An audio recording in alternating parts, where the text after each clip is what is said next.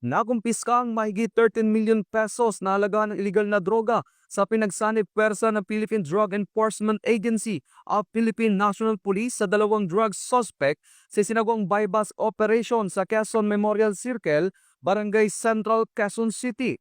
Kinilala ng mga otoridad ang mga naarastong suspect na si alias JP, 44 anyos at alias Kimi, 22 anyos. Nakuha sa mga suspect ang nasa 2 kilo ng ninalang shabu na nagkakahalaga ng 13,600,000 pesos. Isang sasakyan, 2 cellphone na gamit ng suspect sa pakikipagtransaksyon. Maharap ang mga suspect sa kasong paglabag sa RA 9165 o Comprehensive Dangerous Drugs Act of 2002.